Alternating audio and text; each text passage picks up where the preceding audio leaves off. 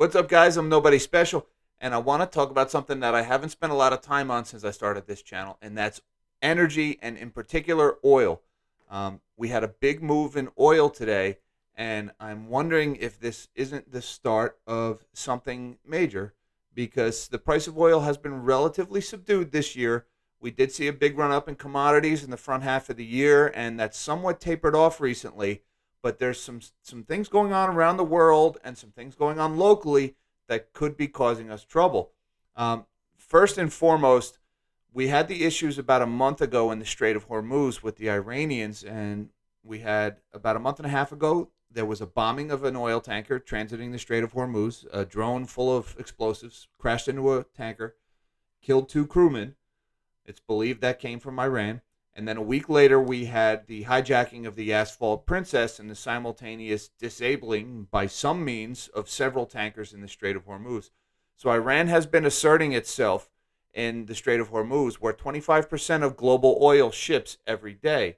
Now, this is in the context of the tremendous weakness being displayed by America on the international stage right now, with which, regardless of your political affiliations, you can't argue that America looks incredibly weak right now, just purely weak, and all of our allies are shaking in their boots, just wondering what the next steps our enemies are going to take is.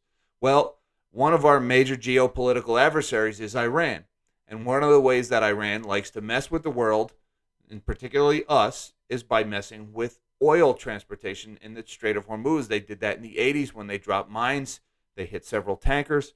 So one of the big questions is, what does Iran do next, and what does that mean for global oil prices? Because so much oil flows through the Strait of Hormuz.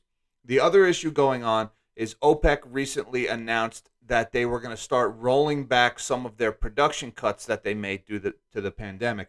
If you remember, about a year ago, oil very briefly went deeply negative because there was so much oil production that there was nowhere to store it, and oil futures ended up going negative. I mean, it was a total fluke, and we may go the rest of our lives and never see that again. But suffice it to say, the world was tremendously oversupplied with oil. So OPEC and some of the American companies even cut down their production to try to increase prices and avoid such a bottleneck in storage again.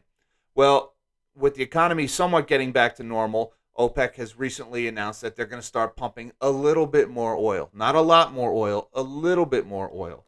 And the United States has come out and basically said, "Please, sir, may I have some more? Can you please pump some more oil?" And OPEC said, "No, America, we're not going to pump more oil. We like our higher oil prices." And that makes sense. And, again, the dynamic has somewhat changed in the supply of oil because the U.S. is now one of the world's largest oil producers. And for a while there, a year or so ago, the U.S. actually exported more oil than we imported. That's a major shift from about 10 years ago. So higher oil prices isn't the death blow to the American economy that it used to be. However, we are struggling with an inflation problem in this country right now, and energy prices is a big input to inflation. And when the price of oil goes up, the price of everything goes up. Why? Because farmers use oil to grow their crops. Every product that is made in any factory anywhere in the world has to be put on a boat or a train or a truck or something to get where it's going.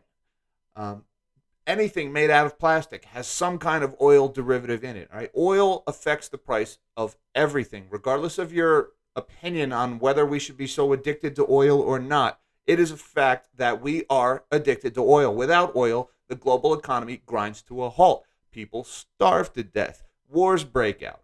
Okay, so for the time being, oil is majorly important. And today, the oil report came out from the Energy Information Administration, and there was a bigger drawdown than expected in the price of oil, and that sent prices rising considerably today. So with that, we're going to look at the charts. Let's shrink my big fat melon of a head, and let's look at oil prices. Okay, this is WTI West Texas Intermediate crude, and right here, this is a daily chart going all the way back to March of this year. And right here, you can see a nice big green candle, and that's today's price rise. And I'm a big fan of the moving averages. This line up here, this is your 50-day moving average, and it looks like we very briefly peaked up above the 50-day moving average and then came right back down. So that 50-day moving average, that's going to be your resistance for the time being. So look for oil to consolidate here for a couple of days, if not break a little bit lower in the short term before retesting that 50-day line. That's important to watch. But you do see we're in a little bit of an up channel here after this brief consolidation. Now, there's something I want to point out here. Let's draw a couple little lines on this chart, because what it looks like here is that we were in something of a bull flag pattern here. And if you're new to technical analysis, a bull flag is generally a period of consolidation following a major up run, which, look at the first half of the year, right? Oil prices march steadily higher. And it looks like we're into this bull flag consolidation pattern here, where we trade sideways even with a little bit of a downturn for a short time. Now, once we break out of this channel, and we're threatening to break out of that channel right now, but if we break out of that channel, then we are looking at some big upside and a resumption of this upward trend. So that's important to watch, because oil is a very, very big input to CPI. Again, it affects the price of everything, not just fuel, everything. Now, along with oil, I'd be remiss if I didn't also mention natural gas, because natural gas is the other major energy product, right? The U.S. produces, I believe we're the second largest producer of natural gas in the world. I could be wrong. Don't quote me on that. But natural gas has just had one hell of a run this year. This is a daily chart going all the way back to last year. And if you see here, wow, what a run in natural gas that we've had. Actually, a little bit too big of a run, if you ask me. I think we could be due for a little bit of a pullback here. I mean, if you look, we're well above our 50-day moving average in natural gas. And if you go back in time here and you look, anytime we've been this high above the 50-day line, there's been one of those little bull flags, one of those little periods of consolidation prior to a resumption of the move upward. So I think we're due for at least a little bit of sideways trading in natural gas, if not a little bit of a downtrend. But that's something to keep an eye on. Now, the reason why I mention that is I want to look at the inflation numbers. Now, this chart here, let me move myself again. This chart is showing the topic and its contributing weight to the CPI index, or inflation. In particular, CPI-U is the one we're looking at here. You have all items 100%, right? That's the total. So we're going to scroll down a little bit, and we're going to go to some of our energy topics just to give you an idea of what higher energy prices might mean for our inflation reading. Because, again, energy hasn't really been that big of an input. Now, first of all, in your housing sector, fuels and utilities is an input, right? Down here, fuels and utilities is a total of 4.3% of the total CPI read. Now, that includes electric, gas, water, right? So we're going to go break it down a little further just to household energies. And household energy, you're looking at a 3.28, say a 3.3% input to CPI. So a major move in the price of energy will somewhat affect your household energy input. But that's not the only thing, because I want to go down a little bit further down to the transportation category. And we have to watch that. Where is transportation? Here we go. There's our used vehicles. We talked about used vehicles. Motor fuel, 2.875% input into CPI. So if you add those two up together, you're looking at about a 6% input to CPI between motor fuel and home energy consumption. About a 6%, that's a direct weighting into CPI. But the other thing I want you to remember is that the price of energy impacts the price of everything. Okay, if oil goes higher, the price of everything on the shelf is going to go up. I don't care what it is. It all goes on a truck. It all goes through some factory, processing plant, or farm, or something that uses a lot of energy.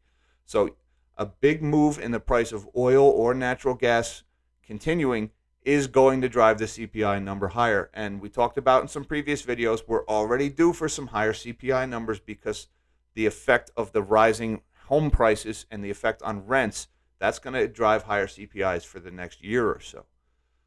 So how might we invest a trend like this? Well, one of the ways I've invested this trend, again, I have to start with my butt covering here. I am not a financial advisor. Don't touch a trade based on what you hear from me. I'm nobody special. I have no formal background in finance. I want you to do your own research, your own DD, arrive at a decision that's right for you based on your unique situation.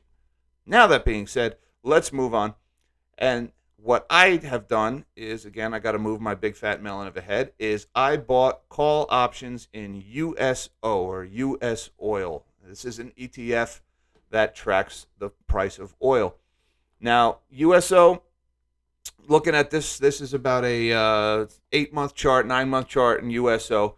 Here's that candle today. This is a little worrisome, this candle here. That looks like an inverted hammer pattern, which could indicate a short-term reversal in this price trend.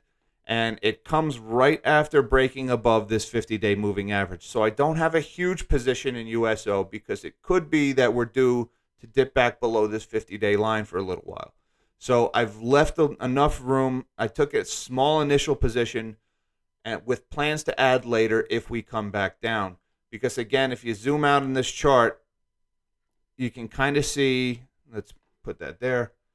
You can kind of see that we are in this bull flag pattern of consolidation after a long run. And if we do break out of this channel, I believe we have a lot of upside. And look, the price of everything else is going up. We're in an inflationary environment, so why should oil be any different?